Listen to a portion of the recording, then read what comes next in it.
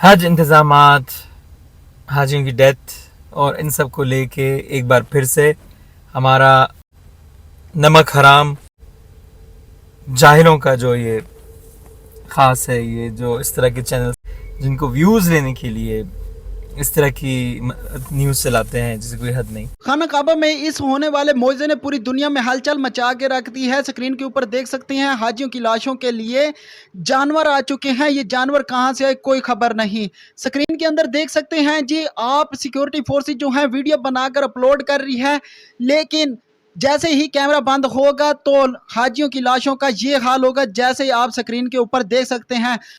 इर्द गिर्द सब घूम रहे हैं लेकिन उठाने के लिए कोई भी राजी नहीं। देख सकते हैं यहाँ पे एम्बुलेंस वगैरह टैक्सीज वगैरह साइड पे लगा के खड़ा दी हैं और यहाँ पे पानी के लिए लोग तरस रहे हैं।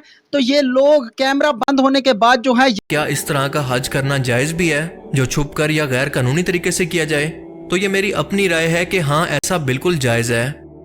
देखें, काबा पर दुनिया के हर मुसलमान का हक है और ये किसी मुल्क की मलकियत नहीं है और ना किसी कौम की मलकियत है कि किसी भी मुसलमान को वहां पर दाखिल होने से रोका जाए। इस सूरत हाल के अंदर अगर आप किसी शॉर्टकट तरीके से हज का फरीजा सर अंजाम दे सकते हैं तो मेरा ख्याल है इसमें कोई बुराई नहीं। इन लोगों ने कुछ गलत नहीं किया।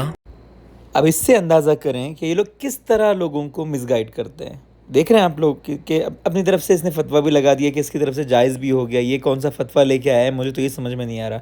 ये इसी तरह के लोगों के प्रोपेगेंडा होते हैं और मैं इसीलिए ऐसे जब मैं अपने चैनल पे इस तरह बात करता हूँ ऐसे ही लोगों को टारगेट करता हूँ। 28 लाख हाजियों ने हज किया, ठीक है।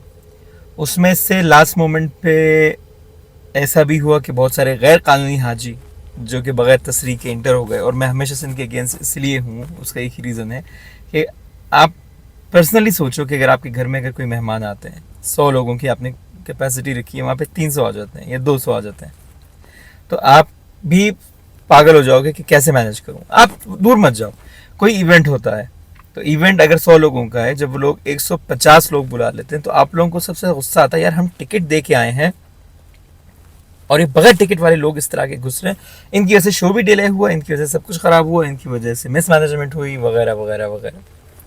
तो जब आप एक टिकट के मामले में इस तरह टिकट नहीं लेने वालों के ऊपर ऐसे चीखते हो, तो हज जैसी बड़ी चीज़ के ऊपर आप क्यों बोलते हो गैर कानूनी तरीके से हज करना सही है और हज हम तसरीह के बगैर हज करेंगे, कहाँ से सही हो गया ये एक पॉइंट। जो जिन हाजियों की डेथ हुई है उसमें बहुत सारे ऐसे थे जिनके पास लाइसेंस नहीं था, तसरीह नहीं था। दूसरी चीज़ मैं आपको ये बताऊं, जो गर्मी थी, जो शिद्दत थी गर्मी की, वो वाकई टॉप लेवल थी, ठीक है, इसमें दो राय नहीं है। और बहुत सारी डेथ हुई है और इसमें बहुत सारी जो मैं समझता हूँ जो कोताही होती है वो कंपनीज की होती है, क्योंकि हज को जो ऑपरेट कर रही हैं, यानी हाजी जो जिनको बुला हाजी जिनके वीज़ों पे आते हैं या जो भी होता है, तो वो कंपनीज मैनेज करती हैं। कंपनी बजट लेती एक, आपका एजेंट जब आप यहाँ आ रहे होते हो तो उस वक्त आपका एजेंट आपसे क्या कमिटमेंट करता है वो यहाँ किसी को नहीं पता होता। यहाँ आने के बाद पता चलता है कि एजेंट ने ये बोला होता है कि आपको 5 स्टार में ठहराया जाएगा, ट्रेन होगी वगैरह वगैरह ये वो, और जब यहाँ आते हैं तो पता चलता है वो आपका बेसिक पैकेज होता है, ठीक है। और एजेंट भी बड़े होशियार हैं आजकल के, हज पे भेजने से पहले बोलेंगे स्टार्टिंग फ्रॉम 3000, ठीक है। हमारे भोले भाले जो गरीब गुरबा, जिनको मैं समझता हूँ हज फर्जी नहीं है, ये सब मिडिल क्लास लोग थे जो कि अपनी जमा पूंजी बेचकर, अपनी रिटायरमेंट के पैसे जमा करके, या फिर कोई अपनी जमीन बेचकर, या कोई हर साल अपना एक एक पैसा बचाकर इतने पैसे इकट्ठे कर पाए।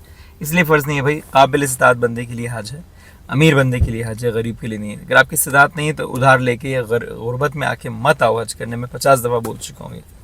अब वो लोग बोलते हैं आपने पेपर में लिखा था ये वाला, आपने ये ऐड डाला था मुझे ये वाला हज करना, वो बोलेगा हाँ है ये, इसमें लेकिन सहूलतें शायद वो नहीं हो, लेकिन वहाँ पे आपको ये चीज़ें मिल जाएंगी, इतनी ज़रूरत नहीं। वो कन्विंस कर देता है आपको लो क्लास पैकेज लेने पे। जब आप यहाँ आते हो आपको अंदाज़ा नहीं होता कि अरफात, मिना, मुज़दलिफ़ा, जमरात ये सब कितनी कितनी कितनी दूरी पर हैं। ये लोगों को तो आमतौर पे नहीं पता होता।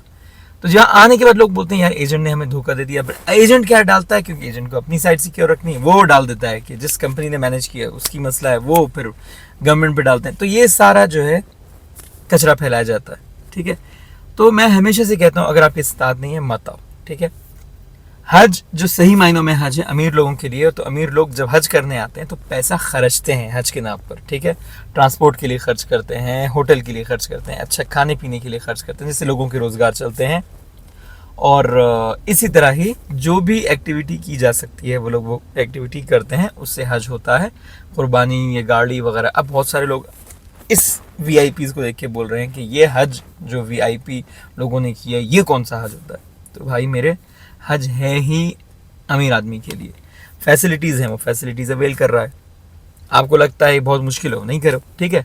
अब कौन सी क्लास हज कर सकता है वो मैं आपको बता देता हूँ, क्योंकि अब आप लोग मुझे पता ही बोलो कि अच्छा ठीक है, नहीं हज तो महंगा सस्ता हो गया, ठीक है। अभी आप लोग जाते हो एक फ़्लाइट के अंदर, एक फ़्लाइट में इकोनॉमी क्लास भी है, बिजनेस क्लास है, फर्स्ट क्लास भी, ठीक है।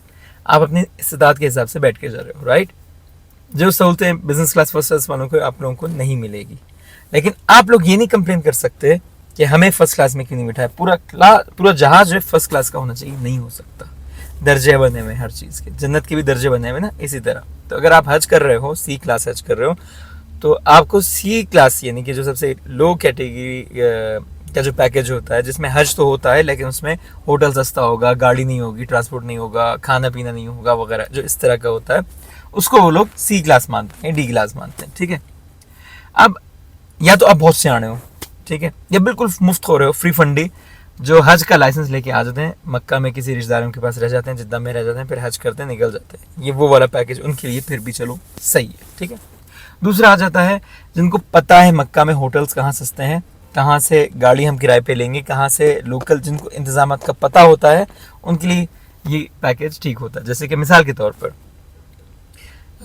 अगर मुझे किसी कंट्री जाना है, उस कंट्री के मुझे हर चीज़ पता है ना, तो मैं खुद ही मैनेज कर लूँगा, मुझे किसी ट्रैवल एजेंट की ज़रूरत नहीं है। लेकिन अगर मैं किसी ऐसे कंट्री जा रहा हूँ जहाँ उसके बारे में मुझे कुछ पता नहीं है, तो वहाँ पर मैं ट्रैवल एजेंट्स की सर्विसेज लूँगा, जिसमें मुझे उनके पैसे देने पड़ेंगे। होटल लूँगा, होटल का पैसा देना पड़ेगा, ट्रांसपोर्ट, टूर गाइड, ज़ियारतें वगैरह वगैरह जो भी।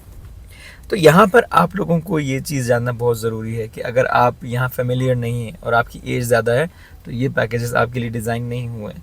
हर चीज़ का पैकेज होता है, हर चीज़ बंदा अपने हिसाब से डिसाइड करता है, ये मेरे लिए ठीक है, ये मेरे लिए बुरा है, ठीक है। मोबाइल का भी जो पैकेज होता है, उसमें भी वो आपको बोलते हैं भाई इसमें 50 GB है, इसमें 30 GB है, इसमें सिर्फ अनलिमिटेड व्हाट्सएप है वगैरह वगैरह। आप अपने हिसाब से डिसाइड करते हो, ठीक है। आप पैकेज लेके ये नहीं बोलोगे यार इन्होंने मुझे इतना लिमिटेड दिया, बोलेंगे आपने इतना दिया तो आपको इतना मिला। तो लोगों को यूजेज पता होना चाहिए अपना। हज के बारे में भी आपको पता होना चाहिए कि मेरा ज़्यादातर टाइम होटल में गुजरेगा या इबादतों में गुजरेगा। अगर इबादतों में गुजरेगा तो मुझे ये वाला होटल लेना चाहिए, नहीं तो मैं यहाँ से ट्रेन लेके यहाँ चला जाऊँगा, यहाँ इबादत कर लूँगा, या नहीं, ऐसा आप प्लान करोगे तो आपके लिए ठीक है। वरना सस्ते पैकेजेस कह के जो आप गवर्नमेंट को ब्लेम कर रहे हो, गवर्नमेंट को उल्टी सीधी बातें कर रहे हो, ये मेरे हिसाब से वही बात है कि मैं पैसा भी खर्च नहीं करूँगा और गवर्नमेंट को ब्लेम भी करूँगा। ये वो वाला हिसाब है जिसमें नमक हराम लगते हैं इस तरह के लोग। और इस तरह के लोगों का ब्रेन वॉश करने वाले दो ही कम्युनिटीज़ हैं, मैं हमेशा से बोलता हूँ, एक नमक हराम और एक दुश्मन जो है इस मुल्क के। वही दो इस तरह के लोग हैं जो इस मुल्क के बारे में हमेशा नेगेटिविटी क्रिएट करते हैं, हमेशा उल्टा बोलेंगे। यानी कि 28 लाख हाजियों में अगर 900 लोग डेथ हुई, आई एग्री, ठीक है, हुई होगी, कहीं हो सकता हो कहीं कोताही हुई होगी, कंपनी की कोताही हुई होगी, इसकी एक्शन होगा, सब होगा। लेकिन जिनकी तस्वीर नहीं थे वो जो हज करने गए, उनका आप कैसे करोगे? मना गवर्नमेंट इसलिए कर रही भाई मत आओ, हम आपको मतलब जाहिर सी बात है, आप घुस गए मीना में, अब गर्मी है, कोई भी हाजी, कोई भी बंदा जो है, कोई भी कैंप आपको अपने पास नहीं रखेगा, इसलिए क्योंकि जिन्होंने पैसे खर्च किए हैं उनके टिकट्स हैं, उनकी अलॉटमेंट्स हैं, उनकी सीट्स रिजर्व्ड हैं। तो अगर आप बोलते हो मुझे यहाँ गर्मी हो रही है, मुझे जाने दो, बोले भाई आपकी सीट नहीं, कैसे जाने दूँ? जैसे कि आप कोई सिनेमा का टिकट लेते हो, एक बंदे का टिकट होता है, सिनेमा से मिलाने का सिर्फ मकसद ये है कि जो सिनेमा वाली कम्युनिटी वो इस बात को रिलेट कर सकेगी, लिंक करके उनको समझ में आएगा। इसलिए मैं ये ऐसी मिसाल दे रहा हूँ, हालांकि मुझे मिसाल सिनेमा से नहीं मिलानी थी। खैर, तो जब आप एक टिकट लेके जाओगे तो बगैर टिकट के जो लोग आएंगे ना, जो टिकट दिए हुए होंगे ना, उनकी हटेगी कि इतना पैसा देके आप, जब आपको फ्री में कराना तो फिर हमने क्यों खर्चा किया। तो ये सारी चीज़ें होती हैं जो आपको समझनी ज़रूरी होती है। हमारा मीडिया नमक हराम है, नमक हराम था और नमक हरामी करता रहेगा। उर्दू मीडिया है ही हराम खोर, हिंदी मीडिया नंबर 1 नमक हराम खोर। तो उर्दू, हिंदी, बंगाली वो भी नमक हराम मीडिया। तो ये जितने भी देसीज बैठे हुए ना, इनका काम है नेगेटिविटी फैलाना। मैं तो कहता हूँ अरब ममालिक में भी बहुत सारे ऐसे कंट्रीज़ हैं जो इस तरह की नेगेटिविटी फैलाते हैं, सिर्फ अपना चैनल चलाने हैं या उनका कोई पॉलिटिकल एजेंडा होता है उसको चलाने हैं। रियलिटी यही होती है कि आप जब तक रियलिटी को नहीं समझोगे आपको समझ नहीं आएगी। 900 जो लोग मरे, गवर्नमेंट ने बिल्कुल ये नहीं कह रही गवर्नमेंट के नहीं मरे, हाँ बिल्कुल मरे हैं, लेकिन उसके कई रीज़न्स हैं, काफ़ी चीज़ें हैं। एहतियाती तदाबीर लोगों को बोला जाता है, जैसे हर साल सैलाब आता है लोगों को कहा जाता है कि आप जाओ मत जाओ, सैलाब आएगा, ये है वो है, लेकिन उसके बावजूद भी लोग गाड़ियाँ लेके जाते हैं। तो ये भाई उसी तरह का हिसाब है उसका। अब जो मैं ये नहीं कह सकता कि गवर्नमेंट ने इंतजाम नहीं किए, ये सब बोलना बेबुनियाद बकवास किस्म की बातें हैं। 2% के लोग इस तरह की बातें करते हैं, इस तरह के दिमाग हराम लोग हैं जिनकी वजह से मुझे अपनी सीधी सादी भोली भाली जाहिल किस्म की आवाम को समझाना पड़ता है। और यही मेरा मकसद है इस चैनल के थ्रू कि जो भी आपकी गलत बातें आपके माइंड पे जारी होती हैं नेगेटिव रिसोर्सेज से।